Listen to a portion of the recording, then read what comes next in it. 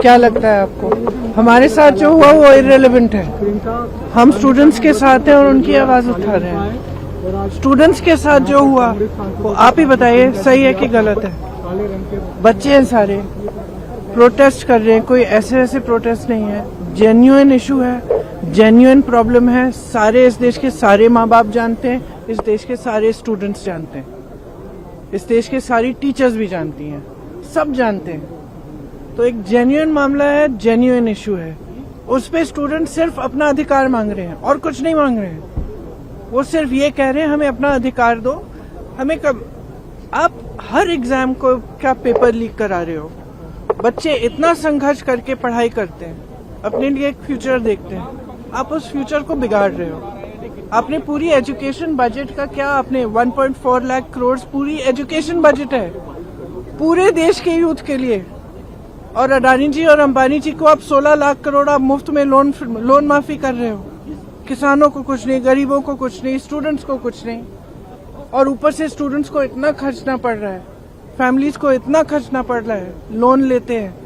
सिर्फ नीट के एग्जाम में जो 22 लाख फैमिलीज हैं उनका खर्चा 1.32 लाख करोड़ है, almost equal to education budget.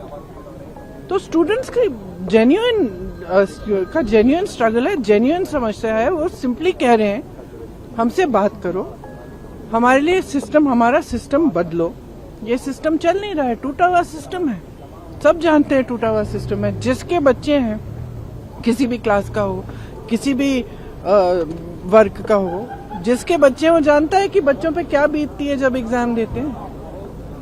और आप सोचिए कि 26, 27, 28 साल के बच्चे बार बार एग्जाम दे रहे हैं, बार बार पेपर लीक हो रहा है, अपनी नियुक्ति का वेट कर रहे हैं, नियुक्तियां नहीं हो रही हैं, तो फ्यूचर तो बर्बाद हो रहा है ना सबका।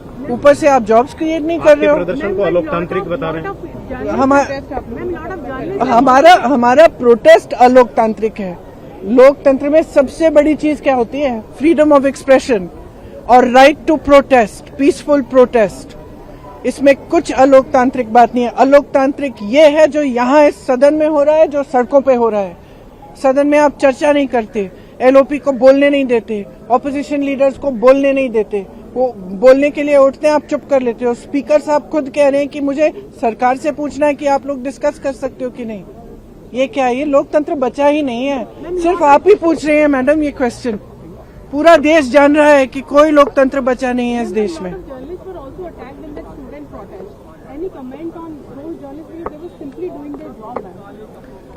Look, it's very clear. We are against violence. We have always been. This is the ideology of our party. It's the ideology of our nation. Mahatma Gandhi fought for freedom. It was a unique revolution in which there was zero violence on their part. And I have heard the protesters and students and all also saying that they are not going to be violent. So if people have got hurt, police people have got hurt, or journalists have also got hurt along with the students, it's unfortunate. But please be truthful when you present it to the public. Because what we are seeing is that the students are being attacked mercilessly. They are being beaten with lathis, they are being tear gassed, girls are being treated in an obnoxious manner, their clothes are being torn off. How do you think they feel that this is their country, this is their parliament, these are their representatives, this government has been voted in by them, and the youth heavily voted for this government?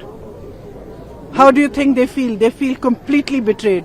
And I'm sorry, but I don't care what all you people say and what you put on the media and what you present. Our duty is to stand with them. Our duty is to raise our voice in their support, and our duty is to fight for our democracy, and we will do it.